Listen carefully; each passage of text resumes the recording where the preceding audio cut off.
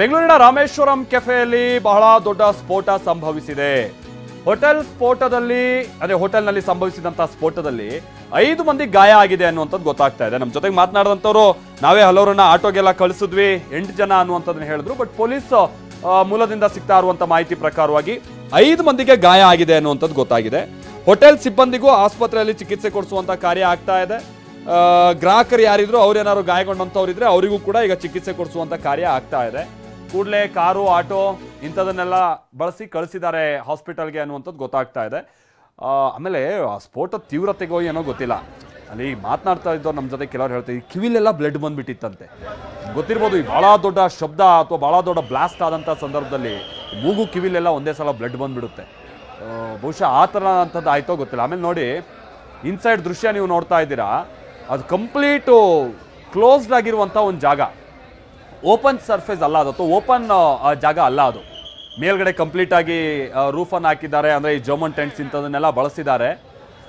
ಭಾಳ ವ್ಯವಸ್ಥಿತವಾಗಿ ಕೂರೋದಕ್ಕೆ. ಮತ್ತೊಂದು ಅದು ರಾಮೇಶ್ವರಂ ಕೆಫೆ, ನಿಮಗೆ ಇಂದ್ರನಗರ ರಾಮೇಶ್ವರಂ ಕೆಫೆ ಗೊತ್ತಿರುತ್ತೆ, ಭಾಳ ವ್ಯವಸ್ಥಿತವಾಗಿ ಮಾಡಿರುವಂಥ ಜಾಗ. ಅಂತಹ ಕಡೆ ಒಳಗಡೆ ಬ್ಲಾಸ್ಟ್ ಆಗಿಬಿಟ್ರೆ ಅದು ಯಾವ ಮಟ್ಟಿಗೆ ಶಬ್ದ ಬರ್ಬೋದು ಊಹೆ ಮಾಡಿ. ಹಾಗಾಗಿ ಇಂಥದ್ದೊಂದು ಬ್ಲಾಸ್ಟ್ ಸಹಜವಾಗಿ ಆತಂಕ ಹುಟ್ಟಿಸಿದೆ ಕೂಡ. ನಮ್ಮ ಜೊತೆಗೆ ರಾಚಪ್ಪ ಹಾಗೆ ಸಂಪರ್ಕದಲ್ಲಿದ್ದಾರೆ. ರಾಚಪ್ಪ, ಸುಮಾರು 8 ಮಂದಿ ಅಂತ ನಮ್ಮ ಜೊತೆಗೆ ಮಾತನಾಡೋರು ಹೇಳಿದ್ರು. ಬಟ್ ಪೊಲೀಸ್ ಇನ್ಫಾರ್ಮೇಶನ್ ಪ್ರಕಾರ 5 ಮಂದಿ. ಹಾಗಾದ್ರೆ ಅವ್ರ ಸ್ಥಿತಿ ಹೇಗಿದೆಯಂತೆ? ಆಮೇಲೆ ನಾವು ದೃಶ್ಯದಲ್ಲಿ ನೋಡಿದಾಗ ಅದು ಕಂಪ್ಲೀಟ್ ಕ್ಲೋಸ್ಡ್ ಆಗಿರುವಂಥ ಒಂದು ಜಾಗ ಆಗಿರುವಾಗ ಇಂಥ ಬ್ಲಾಸ್ಟ್ ಸಂಭವಿಸಿದ್ರೆ ಅದರ ತೀವ್ರತೆ ಹೇಗಿರ್ಬೋದು ಅಂತ ರಾಚಪ್ಪ?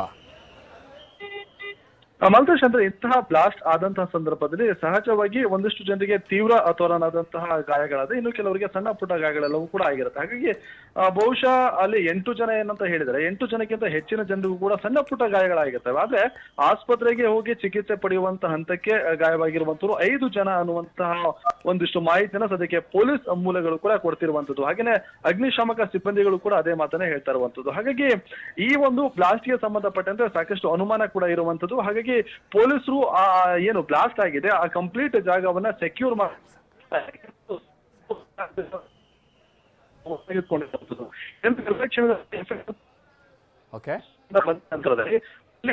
ಸಂಪರ್ಕ ಸರಿಯಾಗಿ ಸಾಧ್ಯ ಆಗ್ತಾ ಇಲ್ಲ ರಾಚಪ್ಪ, ಮತ್ತೆ ನಾನು ನಿಮ್ಮನ್ನ ಸಂಪರ್ಕ ಮಾಡ್ತೀನಿ. ಆಮೇಲೆ ಬ್ಲಾಸ್ಟ್ ಆದಂತಹ ನಂತರದಲ್ಲಿ ಅಲ್ಲಿ ಚೆಲ್ಲಾಪಿಲ್ಲಿಯಾಗಿ ಬಿದ್ದಿರುವಂತಹ ವಸ್ತುಗಳು, ಬಹಳ ರಕ್ತ ಎಲ್ಲ ಅಲ್ಲಿ ಚೆಲ್ಲಾಡಿರೋದು, ಅದೆಲ್ಲ ನಾವು ರಸ್ತೆಯಲ್ಲೆಲ್ಲ ಕೆಲವರು ಪಾಪ ರಕ್ತ ಚೆಲ್ಕೊಂಡು ಹೋಗಿದ್ದಾರೆ ಅನ್ನುವಂಥದ್ದು ಗೊತ್ತಾಯಿತು, ಆ ಮಟ್ಟಿಗೆ ಬ್ಲಾಸ್ಟ್ ಆಗಿದೆ ಅಂತ. ಆಮೇಲೆ ಈ ಕೆಲವೊಂದು ವಸ್ತುಗಳು ಕೂಡ ಅಲ್ಲಿ ಬಿದ್ದಿರುವಂಥದ್ದನ್ನು ನಾವು ನೋಡಬಹುದಾಗಿದೆ. ಅದೇನಾದರೂ ಈ ಬ್ಲಾಸ್ಟ್ ಆದಂಥ ನಂತರದಲ್ಲಿ ಚೆಲ್ಲಾಪಿಲ್ಲಿಯಾಗಿ ಬಿದ್ದಿರುವಂಥ ವಸ್ತುಗಳು ಅಥವಾ ಇಂಥ ಕೆಲವು ವಸ್ತುಗಳನ್ನು ಬಳಸಿ ಏನಾದರೂ ಇನ್ ಕೇಸ್ ಏನಾದರೂ ಸ್ಫೋಟಕವನ್ನು ತಯಾರಿಸಿದ್ದೇ ಆಗಿದ್ದಲ್ಲಿ ಅದನ್ನೇನಾದ್ರು ಬಳಸ್ಕೊಂಡು ಇಂಥ ವಸ್ತುಗಳನ್ನು ಬಳಸ್ಕೊಂಡು ಸ್ಫೋಟ ಮಾಡಿದಾರ ಅನ್ನುವಂಥದ್ದು ಕೂಡ, ಅಥವಾ ಸ್ಫೋಟಕವನ್ನು ತಯಾರಿಸಿದಾರ ಅನ್ನುವಂಥದ್ದು ಕೂಡ ಗುಮಾನಿ ಕಾರಣ ಆಗುವಂಥ ಸಂಗತಿ. ಬಟ್ ಪ್ರಾಥಮಿಕ ಹಂತದಲ್ಲಿ ಅದರಲ್ಲೂ ಹೋಟೆಲ್ನಲ್ಲಿ ಸಂಭವಿಸಿರುವಂಥ ಬ್ಲಾಸ್ಟ್ ಆಗಿರುವಂಥ ಕಾರಣಕ್ಕಾಗಿ ಮೊದಲಿಗೆ ಗುಮಾನಿ ಬರುವಂಥದ್ದು ಇದು ಸಿಲಿಂಡರ್ ಸ್ಫೋಟ ಅಥವಾ ಬಾಯ್ಲರ್ ಸ್ಫೋಟ ಅನ್ನುವಂಥದ್ದೇ ಸಹಜವಾಗಿ ಬರುವಂಥ ಗುಮಾನಿ. ಅದನ್ನು ಮೀರಿ ಏನಾದರೂ ಅಲ್ಲಿ ಅಚಾತುರ್ಯ ಆಗಿದೆಯಾ ಅನ್ನುವಂಥದ್ದು ಇನ್ನಷ್ಟೇ ಗೊತ್ತಾಗಬೇಕಾಗಿರುವಂಥ ಸಂಗತಿ.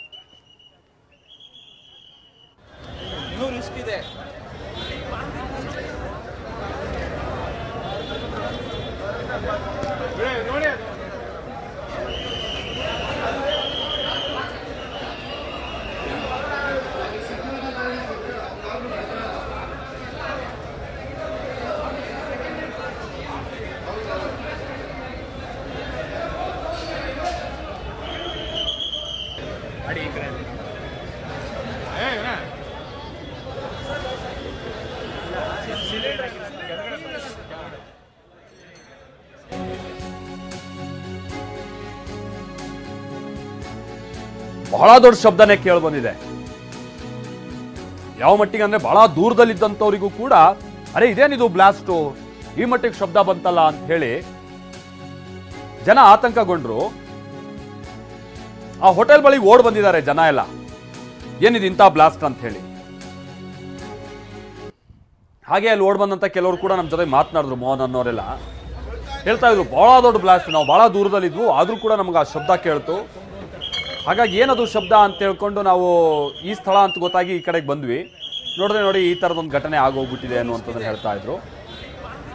ಹಾಗಾಗಿ ಇಲ್ಲಿ ಇದು ಸಿಲಿಂಡರ್ ಸ್ಫೋಟನೋ ಮತ್ತೇನಾದರೂ ಅನಾಹುತನೋ ಅದು ಸಹಜವಾಗಿ ಕುತೂಹಲ ಕೇಳಿಸಿದೆ ಮತ್ತು ಭಾಳ ಆತಂಕ ಹುಟ್ಟಿಸಿರುವಂಥದ್ದು. ಯಾಕಂದರೆ ಬೆಂಗಳೂರಿನಲ್ಲಿ ಅಕಸ್ಮಾತ್ ಏನಾದರೂ ಇಂಥದ್ದು ಇದು ಕಿಡಿಗೇಡಿಗಳ ಕೃತ್ಯ ಆಗಿದ್ದಿದ್ರೆ ಇದೇನು ಬೆಂಗಳೂರಿಗೆ ಹೊಸ್ತಲ್ಲ, ಈ ಥರದ ಹಲವು ಘಟನೆಗಳು ಹಿಂದೆನೂ ಕೂಡ ನಡೆದಿರುವಂಥದ್ದು, ಸರಣಿ ಬ್ಲಾಸ್ಟ್ಗಳಾಗಿರುವಂಥದ್ದನ್ನು ಕೂಡ ನಾವು ನೋಡಿದ್ದೀವಿ.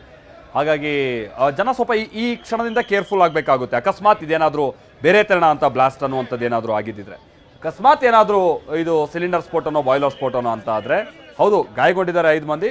ಬಟ್ ಒಂದು ಹಂತದ ಮಟ್ಟಿಗೆ ಬೆಂಗಳೂರಿಗರು ನಿರಾಳವಾಗುವಂಥ ವಿಚಾರಣೆ ಇಲ್ಲಪ್ಪ ಇದು ಸಿಲಿಂಡರೋ ಮತ್ತೊಂದು ಸ್ಫೋಟ ಅನ್ನುವಂಥದ್ದು. ಬಟ್ ಇಲ್ಲಿ ಬೇರೆ ತೆರನಾದಂಥ ಸ್ಫೋಟಕಗಳನ್ನು ಬಳಸಿ ಬ್ಲಾಸ್ಟ್ ಮಾಡಿದ್ರೆ ಇಡೀ ಬೆಂಗಳೂರು ಅಲರ್ಟ್ ಆಗಬೇಕಾದಂಥ ಒಂದು ಸಂದರ್ಭ ಇದು. ಹಾಗಾಗಿ ಪೊಲೀಸರೀಗ ತನಿಖೆಯನ್ನು ಭಾಳ ದೊಡ್ಡ ಮಟ್ಟದಲ್ಲೇ ಆರಂಭ ಮಾಡಿದ್ದಾರೆ. ಹೆಚ್ಚಿನ ಸಂಖ್ಯೆಯಲ್ಲಿ ಪೊಲೀಸರು ಸ್ಥಳಕ್ಕೆ ಬಂದು ಪರಿಶೀಲನೆಯನ್ನು ನಡೆಸ್ತಾ ಇದ್ದಾರೆ.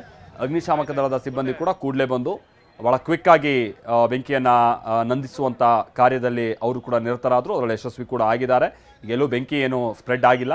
ಬಟ್ ಆ ಸ್ಫೋಟದ ತೀವ್ರತೆ ಹೇಗಿತ್ತು ಅನ್ನುವಂಥದ್ದಕ್ಕೆ ನಿಮಗೆ ನೋಡಿ, ಆ ನೆಲದಲ್ಲಿ ಹಾಸಿರುವಂಥ ಟೈಲ್ಸ್ಗಳೆಲ್ಲ ಛಿದ್ರ ಆಗೋಗಿದ್ದಾವೆ. ನಿಮಗಲ್ಲಿ ಪಕ್ಕದಲ್ಲೇ ಒಂದು ಸ್ಟೇರ್ ಕೇಸ್ ಇದೆ ಕಬ್ಬಿಣದ್ದು, ಅದು ಕೂಡ ನಜ್ಗುಜ್ಜಾಗಿ ಹೋಗಿದೆ. ಆಮೇಲೆ ಈ ಕಬ್ಬಿಣದ ಅಥವಾ ಈ ತಗಡಿನ ಶೀಟ್ಗಳು ಅದೆಲ್ಲ ಕಂಪ್ಲೀಟಲ್ಲಿ ಕಿತ್ತು ಹೋಗಿರುವಂಥದ್ದನ್ನು ನಾವು ನೋಡ್ತಾ ಇದ್ದೀವಿ. ಆ ಮಟ್ಟಿಗಲ್ಲಿ ಬ್ಲಾಸ್ಟ್ ಇತ್ತು. ಬ್ಲಾಸ್ಟ್ನ ಪರಿಣಾಮ ಹೇಗಿತ್ತು ಅಂತಂದರೆ ನಾನು ಈಗ ತಾನೇ ಹೇಳ್ತಾ ಇದ್ದಾಗೆ ಕಿವಿಲೆಲ್ಲ ಹಲವರಿಗೆ ರಕ್ತ ಬರ್ತಾ ಇತ್ತು ಆ ಸ್ಥಳದಲ್ಲಿದ್ದಂಥವರಿಗೆ ಅನ್ನುವಂಥದ್ದು ಗೊತ್ತಾಗ್ತಾ ಇದೆ. ಹೀಗಾಗಿ ಇದು ಭಾಳ ಮೇಜರ್ ಬ್ಲಾಸ್ಟೇ ಇದು. ಅದು ಭಾಳ ಜನಸಂದಣಿ ಇರುವಂಥ ಜಾಗದಲ್ಲೇ ಆಗಿರುವಂಥ ಬ್ಲಾಸ್ಟ್. ಅದು ಕೂಡ ಭಾಳ ಪ್ರತಿಷ್ಠಿತವಾದಂಥ ಒಂದು ಕೆಫೆಯಲ್ಲಿ ಅಥವಾ ಈ ರಮೇಶ್ವರಂ ಕೆಫೆಯಲ್ಲಿ ಹೋಟೆಲ್ನಲ್ಲಿ ಸಂಭವಿಸಿರುವಂಥ ಬ್ಲಾಸ್ಟ್ ಇದು. ಹಾಗಾಗಿ ಪೊಲೀಸರು ಕೂಡ ಇದನ್ನು ಭಾಳ ಸೀರಿಯಸ್ ಆಗಿ ತೆಗೆದುಕೊಂಡಿದ್ದಾರೆ.